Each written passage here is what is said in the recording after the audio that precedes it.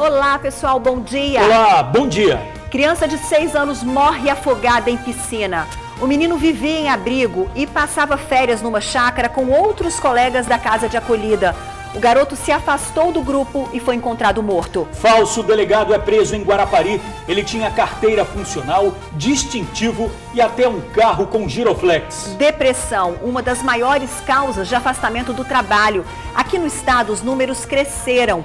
Levantamento do INSS aponta um aumento de 80% nos últimos 2 anos. Férias e um dado preocupante. O Espírito Santo ocupa o 3º lugar no ranking brasileiro de intoxicações. O TN alerta para os riscos que as crianças correm dentro de casa. Mulher vai ser indenizada porque descobriu durante o divórcio que o marido já era casado. A mentira deve render o valor de R$10 mil. E na edição de hoje tem rodada tripla de participação dos amigos do TN. O povo reclama de lixo na porta de casa, rio de esgoto, buracos e de um cachorrinho triste que não consegue voltar para onde vivia. Estamos do jeito que a gente ama, cercados de amigos. Agora, no Tribuna Notícias, primeira edição.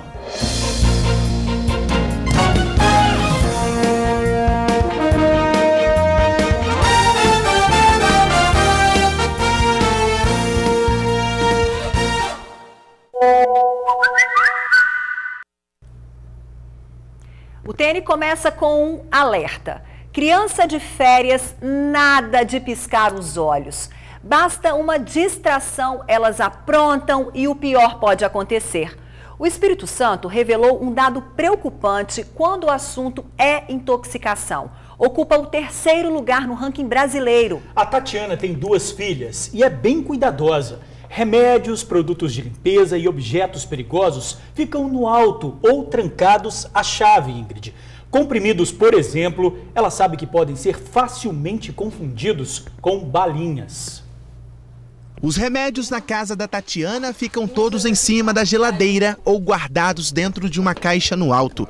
A medida serve para evitar que a Luísa e a Júlia mexam nos comprimidos. A gente tenta colocar em locais mais altos para evitar que, principalmente a pequena, porque ela pega para brincar.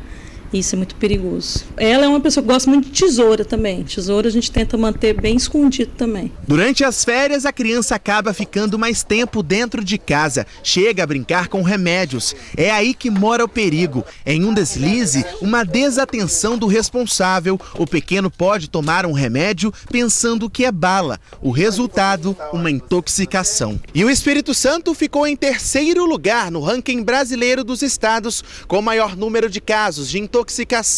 São 12.300 no total. Só com as crianças foram mais de 2.000 registros. As informações são da Associação Brasileira de Pediatria, que fez a pesquisa com base nos dados de 2016. Os pais devem ficar atentos e não podem vacilar com os pequenos. A médica explica que todo cuidado é pouco. Se a criança acabar tomando algum medicamento, o responsável deve manter a calma e ligar para o Centro de Atendimento Toxicológico do Espírito Santo. O Toxin, ele vai identificar o produto, tentar identificar a dose que essa criança foi exposta, e aí nós vamos avaliar se é uma dose potencialmente tóxica, se é uma droga, às vezes, que não tem toxicidade importante, se há necessidade de transferir essa criança para um local de serviço de saúde, ou se essa criança ela pode ficar em observação na própria residência. A Tatiana não pensa só nos remédios. Os produtos químicos, aqueles de limpeza, são guardados num quarto com uma chave que só os adultos têm acesso. Lá, as meninas não entram. E não pode mexer nas facas, remédio é proibido, porque ela sabe que é perigoso, então a gente coloca uma restrição até chega a falar em castigo também, se pegar. O que ela fala que é melhor castigo do que hospital. Olha, a Luísa e a Júlia são fofas e repetiram muito bem o ditado da mamãe Tatiana. Melhor ficar de castigo do que no hospital. Mas, na verdade, bom mesmo é nada de castigo. Legal é brincar sem risco, né? Bom, o telefone do Toxem é 0800 283 9904. 0800 283 9904. Funciona 24 horas. E uma ótima notícia, o Murilo, o bebê de 2 meses que caiu do 2º andar de uma casa em Cariacica, já teve alta do hospital. Ele passou por uma tomografia para avaliar possíveis sequelas e felizmente está tudo bem. Coisa boa, né? Ontem nossa equipe esteve com a Larissa, mãe do bebê, e ela já estava bem aliviada. Até fez imagens do Murilo pra gente. Olha só o Murilo. Ele já está esperto, responde bem aos estímulos. O pequeno se recupera após o acidente, mas segue internado no Hospital Infantil de Vitória. Ele precisou passar por uma tomografia. A mãe, Larissa, aguarda otimista pelo resultado do exame. Tá se recuperando bem, tá fazendo seus movimentos normal, não tem nenhum ferimento, igual falaram que ele tem, mas ele não tem ferimento, ele só tá com a cabecinha inchada mesmo. Eles examinam ele todo dia, o olho, ele tá vendo normal, tá chorando normal também, tá fazendo xixi também normal, tudo normal ele tá. Na última segunda-feira, Murilo estava acordado no berço e chorava quando uma prima de apenas 9 anos tentou ajudar. Ela pegou o Murilo no colo e, depois de um movimento brusco, o bebê de apenas 2 meses caiu da janela do quarto. A altura até o chão é de 4 metros. Um arbusto teria amortecido o impacto. Certo que ela bateu aqui, né? Que o rapaz veio aqui olhar, a polícia civil, falou que foi isso aqui, que amorteceu a queda dele. E essa história, gente, impressionante, comoveu, claro, muita gente. E um amigo do TN que assistiu a reportagem decidiu ajudar. Eu estou aqui com o Luiz Eduardo, que trabalha com instalação de redes de proteção, como essa daqui que está atrás da gente. E o Luiz Eduardo vai fazer uma doação dessas redes para a Larissa. Não é isso mesmo, Luiz? Sim. Eu vi a reportagem de vocês, me sensibilizei, no caso com o que aconteceu, né? Aí resolvemos fazer essa doação. No caso, vamos estar ajudando a criança, porque se trata de uma criança, no caso, e de segurança, né? Eu tenho filho, eu sei como é isso. Olha, não é à toa que essa história ganhou o título de milagre. Muita saúde para o Murilo. 2 pessoas ficaram feridas em acidente ontem à noite na Avenida Beira Mar, em Vitória. O motociclista atropelou um homem que atravessava a pista. 2 pessoas ficaram feridas no acidente. Segundo agentes de trânsito, o motociclista seguia pela Avenida Marechal Mascarenhas de Moraes, no sentido centro, quando atingiu um senhor na altura do bairro Ilha de Santa Maria. O condutor da moto afirmou que o sinal estava aberto para ele e que não percebeu que havia alguém na pista. Os envolvidos não foram identificados. O homem atingido perdeu bastante sangue e foi socorrido para o Hospital São Lucas. Já o piloto precisou ser imobilizado pela equipe do SAMU e depois também foi levado para o hospital. Por volta das 6h50 da noite, o trânsito foi completamente liberado. Olha, não tivemos acesso ao estado de saúde dos feridos. Profissões que lidam com o estresse e cenas fortes todos os dias. Trabalho que muitas vezes afeta o funcionário. Quando ele se dá conta, já perdeu o equilíbrio. O INSS apontou que nos últimos 2 anos, o número de pessoas que se afastou do trabalho por conta da depressão aumentou em mais de 80% aqui no estado. A Ingrid é técnica de enfermagem e há 3 anos trabalha com pacientes com câncer. Lidar com a doença tão de perto não é uma rotina fácil. Teve um certo momento que uma vez o paciente foi a óbito e eu estava assim e minha coordenadora chegou e ela falou: pode soltar seu choro. Muito difícil, é muito difícil. Com relação, tem paciente que não fica aqui 1 mês, tem paciente que fica 2, 3, a gente é uma família. A Priscila é enfermeira no mesmo setor que a Ingrid. Ela conta que muitas vezes sair do hospital e se desligar dos pacientes é um desafio. É um trabalho, árduo, até porque a gente lida não só com pacientes em estado bom, alguns a gente vê saindo, indo para casa, só que alguns a gente sofre o momento da perda com a família, tem o apego e a gente tem que viver também o desapego. Lidar com situações diárias de estresse pode levar o trabalhador a um quadro de depressão.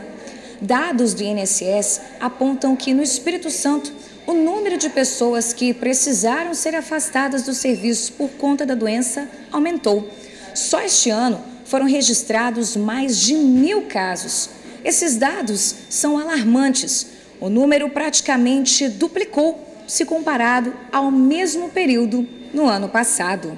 Em momentos da crise, historicamente se percebe que essas doenças relacionadas à saúde mental, no caso também em que a depressão se enquadra, elas aumentam, né? Porque a pessoa ela tem que viver com situações que envolvem o desemprego, questões familiares, de ordem financeira. Esses fatores, né, muito associados nesse momento com a crise, que a gente percebe que pode ser uma das explicações para esse aumento do número de afastamentos por depressão. Depois de perceber que muitos funcionários estavam tirando licenças por conta de problemas com o estresse, este hospital em Vitória teve uma iniciativa diferente.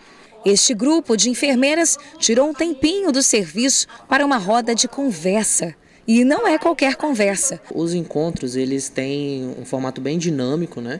E eles são desenvolvidos e criados de acordo com a necessidade que cada grupo demonstra pra gente. E aí com atividades tipo dinâmicas, alguns games que a gente costuma aplicar, né? Então as pessoas elas conseguem vivenciar aquela realidade que elas estão falando, às vezes através de uma questão mais virtual, mais interativa. Então ela consegue trazer à tona aquela emoção, às vezes não de uma forma muito direta, e quando ela percebe já está até acontecendo, né? Para a Priscila, que é enfermeira, contar com o apoio profissional tem ajudado bastante na rotina de trabalho. A gente tem um momento de desabafo, olha, eu senti isso, eu senti aquilo, então assim, a gente se uniu mais para entender que uns têm mais controle das emoções, uns têm menos, e aí a gente tenta se unir para ajudar e aí contribuir com um bom trabalho também para os pacientes e entre a gente, entre a equipe.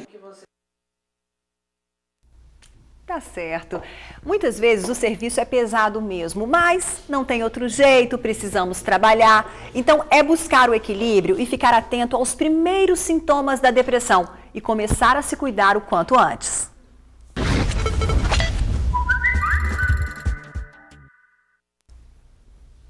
Começa a nossa rodada de participações de amigos do TN. Gente, o lugar de entulho é na caçamba e não na porta do vizinho, concordam? A Cristine conhece bem esse problema. Ela mora no bairro Santa Fé, em Cariacica, e mandou fotos dessa montanha de entulho e árvores cortadas que jogaram na frente da casa dela. É um terreno baldio que o dono aparece uma vez por ano. Ele some, mas deixa o problema para quem mora na região, né? Olha, tá precisando fazer uma visita ao bairro, hein? Só não esquece de levar uma caçamba e recolher o que ficou para trás, né? Isso aí, George. Agora a revolta da amiga do TN com essa situação aí. O esgoto transborda e invade a casa dela. E veja que nossa amiga paga R$ 53,00 de taxa de esgoto. Acha um absurdo o valor. Não bastasse pagar caro, ainda precisa conviver com esse transtorno. A rua é Aloísio Sepulcre Júnior, no bairro Guaraciaba, na Serra. Nós fomos atrás de uma resposta, Ingrid. A Cesanto prometeu mandar uma equipe ao local para verificar se o vazamento está na rede da empresa e fazer o reparo. Mais um momento indignação de amigo do TN. Ele mandou fotos que mostram o descaso com o bairro Prainha da Glória, em Vila Velha. Olha quanto lixo entulho. Esse amigo está tão chateado com a situação que disse que a comunidade já pensa em fazer um protesto com queima de pneus. O TN faz um apelo à prefeitura. Não vamos esperar que os moradores protestem com fogo. Dá para resolver esse problema na paz, não é mesmo? Afinal, não precisa de uma grande obra. Bom, nós já temos uma resposta para o bairro Prainha da Glória. A Prefeitura de Vila Velha confirmou que existe um ponto viciado de lixo na Avenida Beira Mar. Diz ainda que faz a limpeza do local toda semana. Moradores podem solicitar o serviço pelo número 162. Prometeu mandar uma equipe ao local e tomar as providências. E os amigos do TN estão de volta. Agora, um morador de Santana, em Cariacica, afirma: esses buracos na rua Idalina Leite Ferreira já foram mostrados para vereadores, mas até agora nada foi feito para melhorar as condições de tráfego na região. O asfalto tá só a carcaça. Daí, o nosso amigo Pedro pediu uma força para o TN. quem sabe mostrando na TV, o poder público faz alguma coisa, né, Ingrid? É o que a gente espera, né, George? Nós, é claro, cobramos uma resposta da Prefeitura de Cariacica. Ela disse que os moradores devem ligar, anotem o número aí, 3354-5451, 3354-5451 e pedir a visita de uma equipe técnica. A partir daí, a equipe define se faz serviço de tapa-buraco ou necessário recapeamento com asfalto. Bom, uma criança de 6 anos morreu afogada na piscina de uma chácara na Serra. O menino vivia num abrigo e participava de um passeio de férias no local.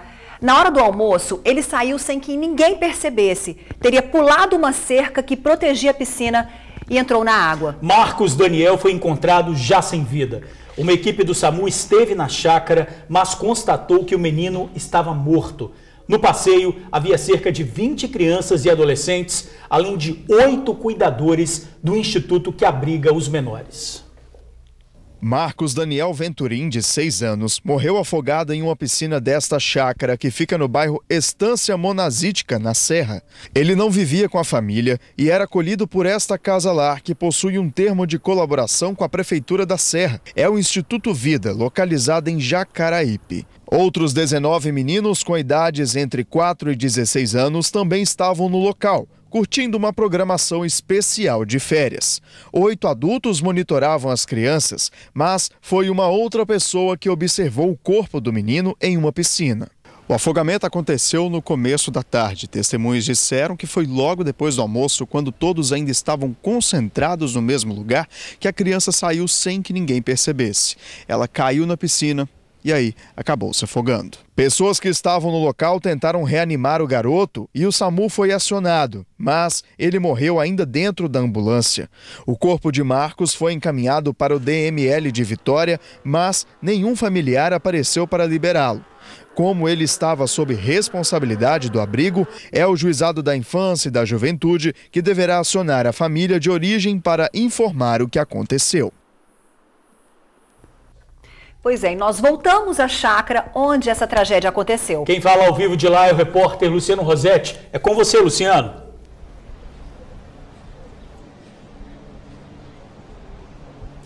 Olá, Ingrid e George. A gente acabou de ver que tristeza, né, que o Fábio nos trouxe na reportagem dele, a morte do pequeno Marcos Daniel, de apenas 6 anos. E nós estamos posicionados bem perto aqui da chácara, do local onde tudo aconteceu. Eu conversei agora há pouco com moradores daqui da região. Eles nos disseram que é costumeiro igrejas ou então instituições alugarem o local, a chácara, para festas e eventos. Então isso normalmente acontece, né? Instituições, igrejas alugam o local para festas e eventos. Eu tentei também agora há pouco, durante a manhã, conversar, fazer algum tipo de contato com os proprietários dessa chácara, desse local. Não consegui contato, não consegui telefone deles, não conseguimos nenhum tipo de manifestação deles. Eles não estiveram aqui, até agora também não apareceram por aqui na chácara, né? Também não vimos até agora, durante a manhã, nenhuma movimentação de policiais e peritos da Polícia Civil, que é uma coisa que todos nós da imprensa e toda a sociedade capixaba aguarda, né? O resultado da perícia da Polícia Civil. O que nós temos, por enquanto, de informações é que essa chácara, ela conta com 4 residências, uma piscina para adultos e 2 piscinas para crianças, né? O pequeno Marcos Daniel, ele foi encontrado nessa piscina para adultos, que segundo a polícia tem cerca de 1,5 metro de profundidade. Quer dizer, uma piscina funda para uma criança de apenas 6 anos. E o Fábio trouxe agora há pouco na reportagem, na matéria dele, que o Marcos Daniel, ele era interno de uma instituição chamada Instituto Vida. Ele era uma das 20 crianças, um dos 20 meninos que estavam aqui seguindo, né, uma programação de férias do Instituto. E uma informação curiosa que nós tivemos acesso também agora há pouco é que, segundo a polícia, a mãe do menino Marcos Daniel é viva. A tia dele, inclusive, tempos atrás, teria tentado a guarda do menino, mas ela teria manifestado o interesse de ter a guarda do menino Marcos Daniel, mas por algum motivo não teria conseguido. A nossa produção também tentou, durante toda a manhã de hoje, falar com o Instituto Vida, mas não conseguimos, não obtivemos sucesso nesse contato, né? Nenhuma nota, não atenderam o telefone, não quiseram se manifestar por meio de entrevistas. Então, nós aguardamos também o posicionamento deles logo em breve, é o que nós aguardamos. Ingrid e Jorge, por enquanto é tudo isso que nós temos. Volto com vocês no estúdio. Obrigado, Luciano. Falso delegado é preso em Guarapari. João Batista Freitas se passava por representante do Instituto Nacional de Defesa ao Meio Ambiente e membro do Conselho Nacional do Meio Ambiente. Ele foi à delegacia por causa do polêmico corte das castanheiras de Guarapari. Tinha carteira funcional, distintivo e até um carro com giroflex. Olha só, ele se apresentou como delegado ambiental federal, mas desconfiado da versão, o delegado da Patrimonial, Marcos Neri, acabou descobrindo que a história era falsa. Ele foi preso e será investigado por supostos benefícios que teria conseguido se apresentando como delegado federal. Com a boa lábia, o falso homem da lei conseguiu enganar por algum tempo a Prefeitura de Guarapari, participando de reuniões e chegando a atuar numa fiscalização ambiental. É mole, pessoal? Cara de pau, hein? Agora a briga de casal termina em morte em São Mateus, no norte capixaba. Depois de uma discussão, Sidneia pulou do segundo andar de onde morava com o marido, no bairro Bom Sucesso. O homem foi atrás e matou a esposa a facadas no meio da rua. Foram 15 golpes. Depois do assassinato, o homem, que não teve a identidade revelada pela polícia, deixou a faca usada no crime numa esquina da rua e fugiu. O caso é investigado pela Delegacia de Homicídios e Proteção à Pessoa de São Mateus. O suspeito continua foragido. E olha só essa! Uma mulher deve ser indenizada porque descobriu durante o divórcio que o marido já era casado. O valor que deve ser pago por conta da mentira é de R$10 mil. O casamento aconteceu nos Estados Unidos. A mulher viveu com o marido durante 12 anos. Quando começou o processo do divórcio, ela descobriu que o ex era casado. Já pensou se essa moda pega, hein? Olha, a Justiça de Vitória confirmou que o homem não era divorciado, apenas tinha se separado da esposa anterior. Com o novo casamento, sem ter desfeito o outro corretamente, ele também estava praticando o crime de bigamia. Mentira cara essa, né? Poderia ter ficado até pior. Pensou? Olha, 2 casos que deixam qualquer um revoltado. No norte do estado, pais foram presos depois de abusar dos filhos. Um deles foi encontrado morto dentro do presídio. Uma das vítimas é um menino de apenas 5 anos. A outra, uma adolescente de 16, que estaria grávida do próprio pai. Fábio Melo tem os detalhes. 2 casos estarrecedores no interior do estado. Em São Domingos do Norte, um homem de 50 anos foi encontrado morto dentro de uma cela do Centro de Detenção Provisória da cidade. Ele estava preso desde a última sexta-feira. Foi preso em São Gabriel da Palha, acusado de estuprar a própria filha, uma adolescente de 16 anos. A vítima relatou os abusos em depoimento à polícia e disse que começou a ser estuprada há 4 anos, quando, junto com 2 irmãos de 12 e 14 anos, foi morar com o pai após a morte da mãe. E para piorar essa situação, a jovem foi encaminhada para fazer um exame ginecológico, pois existe a suspeita de que ela está grávida do próprio pai. A Polícia Civil disse que ainda está investigando esse caso e a Sejus disse que vai apurar a circunstância da morte deste preso. Já em Montanha, no norte do estado, um outro homem, mais um pai, foi preso acusado de abusar sexualmente do próprio filho, um menino de apenas 5 anos. A criança já teria relatado os abusos para a mãe e para a avó e disse que o pai pedia para que ele não gritasse durante os abusos e ainda tentava comprar essa criança com alguns presentes. Esse homem foi preso e encaminhado aqui para o presídio de Vila Velha. Obrigado, Fábio. Olha, sobre a morte do detento no presídio de São Domingos, a Secretaria de Justiça informou que abriu procedimento para apurar a ocorrência. O homem estava sozinho na cela e teria tirado a própria vida. O bairro, antes tranquilo, nos últimos 30 dias passou a viver uma onda de assaltos. Estamos falando de Caxias do Sul, em Viana.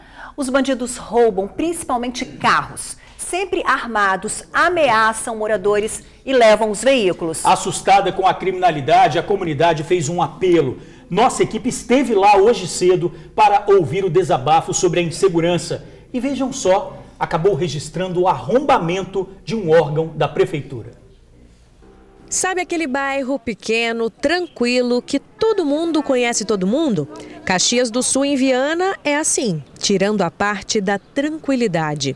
Há alguns meses, uma onda de violência acabou com o sossego dos moradores. Nós não podemos andar a pé, nós não podemos usar celular e agora o índice de assalto vai aumentar porque a gente não tem um ônibus que está passando mais aqui na porta, né? Nós temos que subir a pé, então isso faz com que a bandidagem veja um número maior, um volume maior de pessoas transitando e a tendência é só aumentar. Os criminosos agem a qualquer hora do dia e o índice de roubos a carros é tão grande que só nesta matéria registramos 3.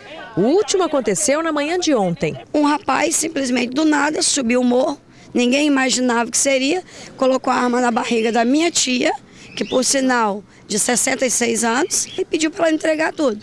Simplesmente ela desceu do carro, desesperada, como sempre, né? Isso não tem jeito.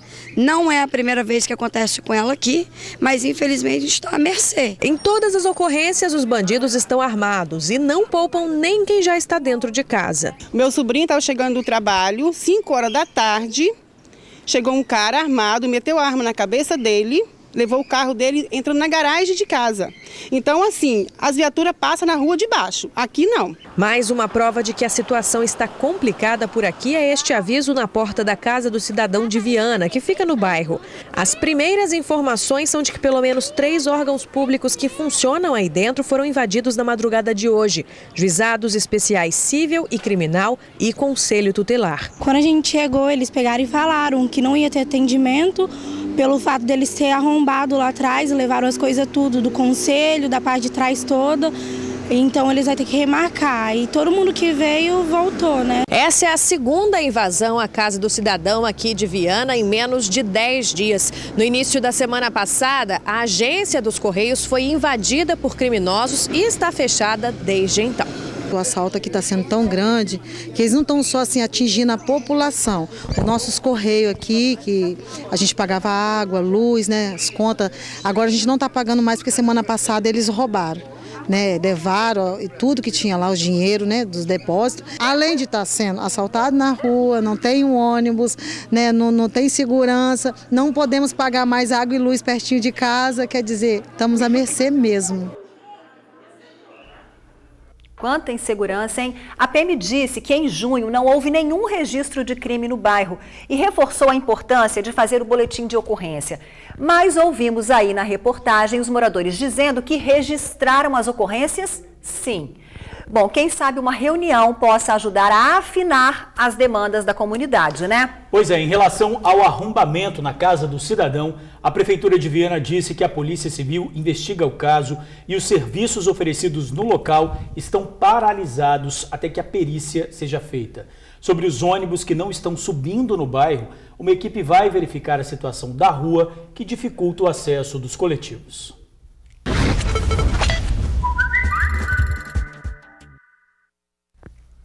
O TN aciona a Rede do Bem para resolver esse problema.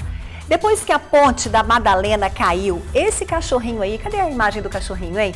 Não consegue mais atravessar para o lado que ele costumava viver. Parece perdido, tá bem magrinho. A ponte fica na Barra do Jucu, em Vila Velha. Os pescadores da região até alimentam o animal com pão, ração, mas ele tá assustado. Quem pode ajudar, gente? Olha, parece que o cachorrinho está sempre por lá. Isso já acontece há meses. Tomara que alguém que ame os animais ampare esse cachorrinho e acabe com essa tristeza, né, Ingrid? É, com certeza. Olha lá, perdido. Bom, a gente exibe agora imagens bem escuras, mas nada de problema técnico. Olha, é bem pior que isso. Vamos mostrar o breu que os moradores do bairro Areinha, em Viana, enfrentam quando a noite chega. Diz aí, meu amigo. Estamos aqui no bairro Areinha, município de Viana, Rua Rita de Cássia. Olha como se encontra esta rua, olha, totalmente escura. São 3 postes, em seguida tudo apagado. Ó, o ônibus está vindo subindo aí, ó. A gente não consegue nem ver o ônibus que está subindo, de tão escuro que está a rua. Olha o ônibus vindo aí, ó. O ônibus está subindo e a rua está toda escura, tudo apagado. A gente não consegue ver nada, correndo risco até mesmo de ser assaltado ou de ser roubado aqui, ó. O ônibus acaba de passar, ó. Rua toda escura. Estamos aqui, ó, precisando da ajuda de vocês. Aguardamos a resposta do nosso prefeito ou vereador do bairro.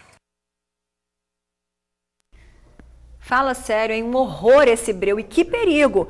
A Excelsa confirmou que a iluminação pública, seja manutenção ou expansão, é de responsabilidade da Prefeitura. A Prefeitura de Viana prometeu mandar uma equipe, verificar a situação e tomar as providências. Disse ainda que já fez melhorias em diversas ruas e a previsão é que outras também recebam a troca de luminárias. A gente espera que esse problema seja resolvido muito rápido, né, Ingrid? É verdade. E se for resolvido, mande esse retorno pra gente que a gente quer saber, tá bom? E agora chegamos ao bairro Roda d'Água, em Cariacica. Vamos dar uma volta na rua, mas tem alerta. Há risco de acidente. Melhor desviar dos buracos. Narra pra gente, Gabriel. Boa tarde, meu nome é Gabriele. Moro aqui em Taquaruçu, Roda d'Água, Cariacica. Olha a situação do morro onde que a gente mora, ó. O asfalto acabou aqui, era para ir até o ponto final. Ó, as buracadas, ó. Muito buraco. Vou mostrar mais um pouco para vocês verem da situação que tá. O ônibus passa aqui, quase que o ônibus cai, ó. Buraco aqui, tá vendo? E aí, prefeitura, o que vai fazer? Valeu, Gabriele. E vamos à resposta tão esperada. Esperada, mas infelizmente não é boa. A Prefeitura de Cariacica se limitou a dizer que já solicitou ao governo do estado a inclusão dessa estrada nos projetos de pavimentação do programa Caminhos do Campo, desenvolvido pela Secretaria de Agricultura. Confirmou que o projeto foi entregue em janeiro deste ano. George, o povo não quer saber de projeto, quer solução, né? Chega de papel e mãos à obra. Bom, pessoal, além da participação da Gabriele, ao longo do jornal você viu a parceria com vários amigos. É isso, você manda seu vídeo, sua indignação, sugestão de reportagem e a gente mostra aqui no TN, cobra do poder público. O nosso canal direto com você é pelo WhatsApp, 99792-2530, 99792-2530. Agora vamos falar de saúde. O assunto do Fala Doutor interessa muito às mulheres. Como diminuir os incômodos da menopausa? Pois é, depois que entrou na menopausa, a Andressa, que é médica, teve que mudar a alimentação e inserir várias atividades físicas na rotina. Uma especialista dá mais dicas do que pode ser feito.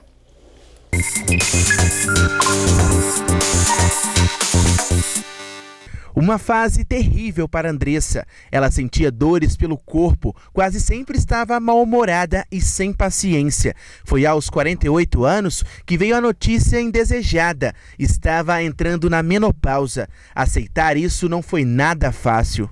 Eu neguei por um tempo e a qualidade de vida estava muito ruim nessa época. Muita melancolia, muita tristeza e aí foi só aumentando. Falta de sono, dormindo mal. Aí no outro dia eu estava estressada, eu estava impaciente.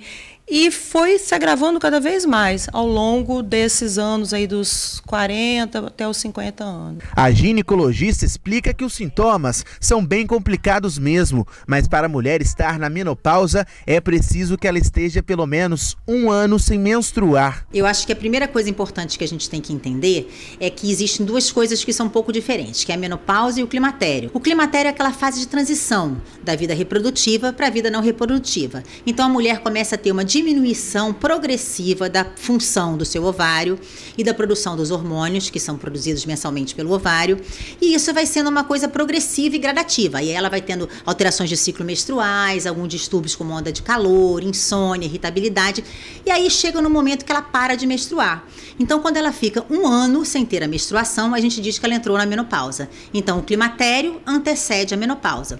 Mas os sintomas costumam acontecer desde o climatério. E o que mais incomoda as mulheres e que ela realmente consegue notar, que ela sente que tem algo diferente acontecendo com ela, são as ondas de calor, a irritabilidade, as alterações menstruais. A vida de Andressa mudou com a descoberta. Ela buscou um acompanhamento médico para saber como lidar com essa situação. A especialista explica que a mulher precisa entender que esse é um estágio natural do corpo humano. Isso é da fisiologia da mulher, isso é de todo ser humano, de toda a fisiologia feminina. Ela vai chegar nessa época, porque a menopausa, ela meio que para a mulher, ela marca assim como o início da velhice.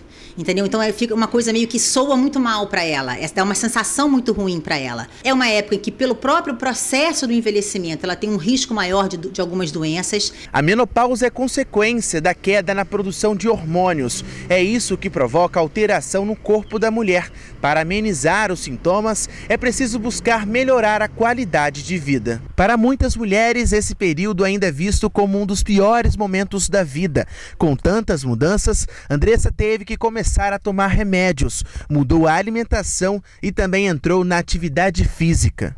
Hoje eu como coisas mais naturais, evito glúten, eu percebo que o glúten me faz muito mal. Faço atividade física, faço bicicleta, faço canoa havaiana, faço vôlei.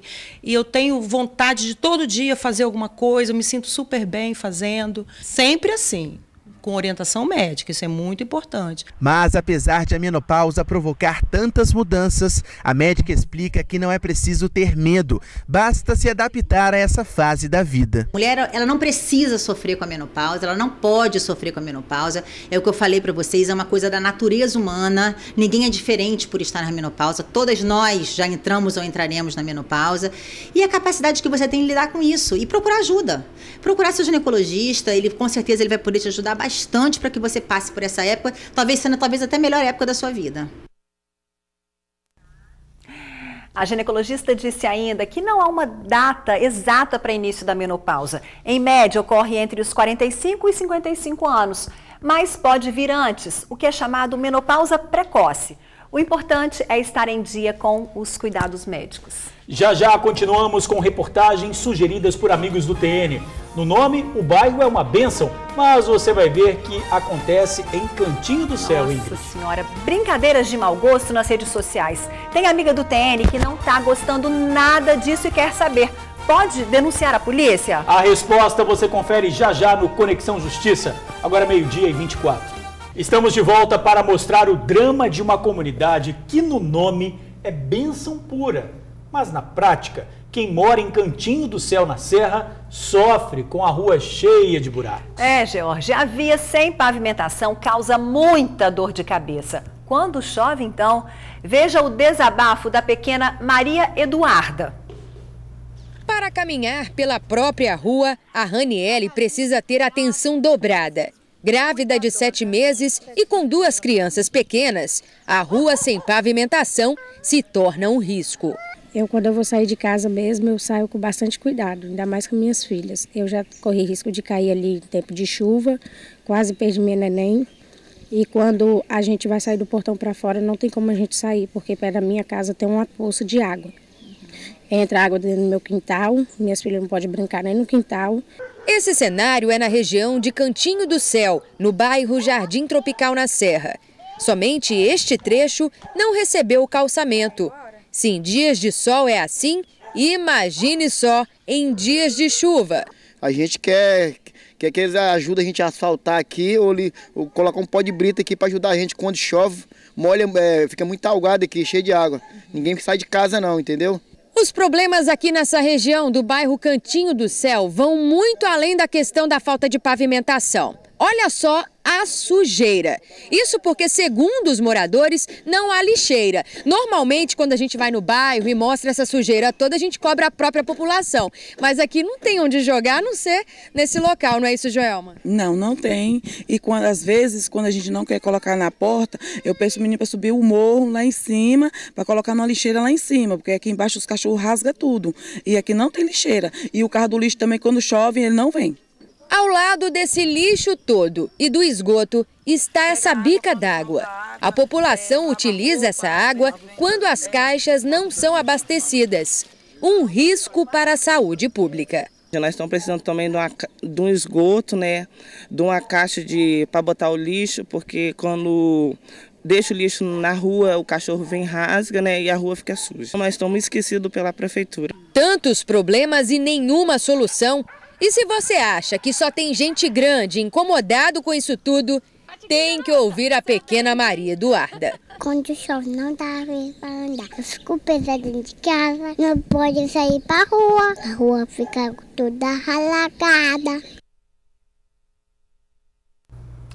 Maria Eduarda, tão pequenininha e já sabe o que está errado, né? Bom, a Prefeitura prometeu mandar uma equipe ainda esta semana para avaliar a situação.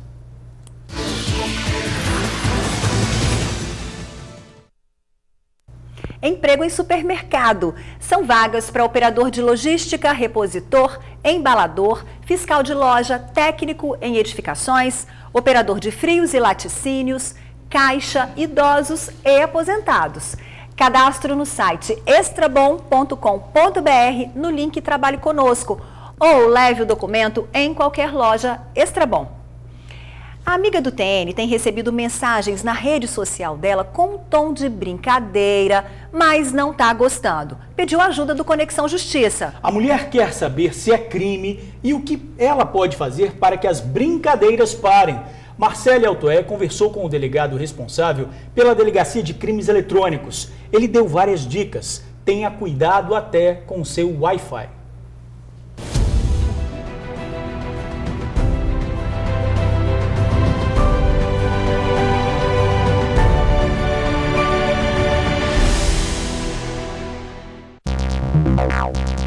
A internet agilizou a vida de muita gente, né? Mas, infelizmente, existem pessoas que não sabem usar muito bem esse espaço, não.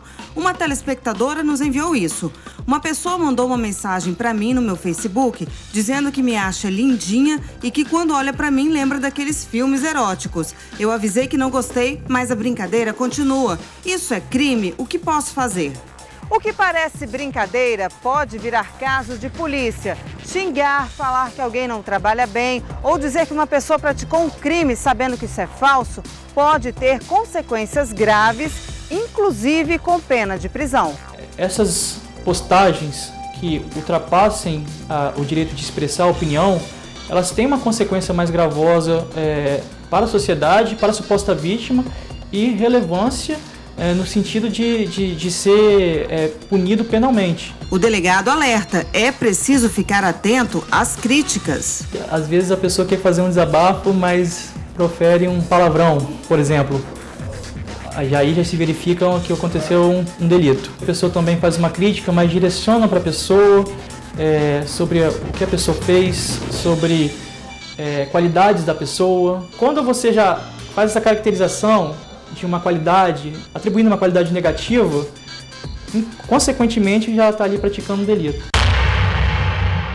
Muitas vezes o criminoso usa equipamentos de outras pessoas para fazer as ofensas. Por isso, se você perdeu ou teve o celular roubado, deve registrar imediatamente um boletim de ocorrência. Ah, cuidado com o Wi-Fi também, viu? Um criminoso pode utilizar o seu Wi-Fi, se for aberto, ou se você até passar para uma pessoa com uma boa intenção e usando o seu Wi-Fi, utilizar a sua rede para cometer o crime. É bastante comum determinada pessoa emprestar a senha para alguém e aí a polícia vai identificar que o responsável por aquela ofensa partiu do Wi-Fi, digamos assim, de uma internet vinculada a determinada pessoa. Em muitos casos, os crimes contra a honra geram delitos até mais graves, como ameaças e racismo. A polícia consegue identificar o autor, mesmo se tratando de um perfil falso. Mesmo nesse caso, a polícia consegue identificar. Então não adianta se ocultar a fim de cometer o crime, sob pena, inclusive, de estar cometendo outro crime, que é a falsa identidade. Com a popularização da internet também, a gente tem um aumento dos recursos para investigar. Junto à polícia, com o Facebook, WhatsApp, Instagram, a gente consegue, junto a essas operadoras, os dados das pessoas responsáveis pela prática desses delitos e a partir daí identificamos e fazemos o relatório final que vai ser encaminhado à justiça e a pessoa vai ser punida. E se você for vítima, preste atenção nesse detalhe a ser apresentado à polícia. Trazer o URL do site, do Facebook, por exemplo, que é quando você vê no navegador, na parte de cima, o endereço de onde surgiu aquilo. O simples fato de ela trazer o print de uma pessoa não é suficiente para a gente estar concretizando essa investigação. Não, a gente precisa do URL completo, que é a identificação da página que partiu aquela suposta ofensa.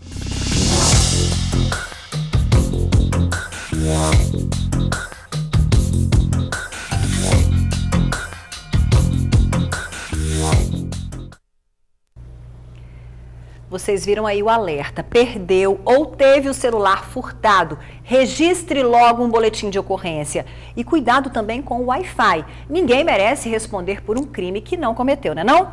Lembrando que a pena para injúria, calúnia e difamação pode chegar a 2 anos de prisão. E pode aumentar se o crime for praticado de forma que facilite a divulgação das agressões, como na frente de várias pessoas ou pela internet, por exemplo. E você também tem dúvidas sobre seus direitos? Manda pra gente, conexãojustiçatn@gmail.com ou na página profissional da Marcele no Facebook, Marcele Autoé Oficial, tudo junto e sem acento. Bancos condenados a devolver dinheiro para 2.000 clientes. Um dos destaques do jornal A Tribuna desta quinta-feira, dia 19 de julho. Aqui na foto principal, o Flamengo perde e vantagem cai para 1 ponto. CRM investiga 119 denúncias de erros médicos no estado. Prefeitura da Serra demite mais de 186 professores por uso de diplomas falsos. Capixaba faz nova descoberta contra a hipertensão. E ainda destaque no jornal A Tribuna desta quinta-feira. No AT2, o amanhã é sonho. A gente só tem o hoje. Leitores comemoram R$500 em compras. E no caderno especial sobre rodas, Creta com traje esportivo.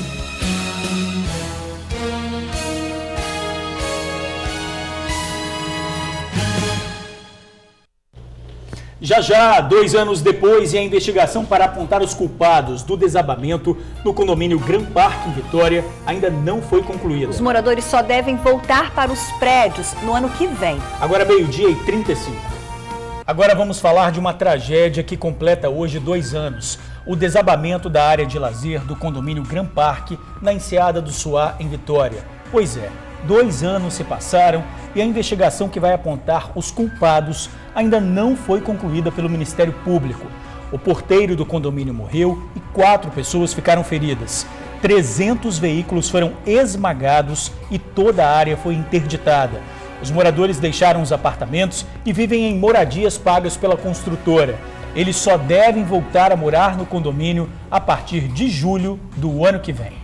E antes do nosso tchauzinho para você, tem novas ofertas de emprego. Chances para analista de TI, auxiliar de vendas, enfermeiro, entregador, motorista e supervisor de oficina. Cadastro no site centerrh.com.br. E a gente fica por aqui, mas eu te espero logo mais às 7h20 no Tribuna Notícias, segunda edição. Você não pode perder, hein? E amanhã a gente te espera às 11h45 aqui, juntinhos, tá bom? Vem aí Débora de Color Block. O que seria isso mesmo, Jorge Brito? Color Block é uma cor só e a rainha da Inglaterra usa isso para ser notada pelos policiais, porque se acontecer alguma coisa, já vi um ponto ali de uma cor só. Que tudo, hein, Débora?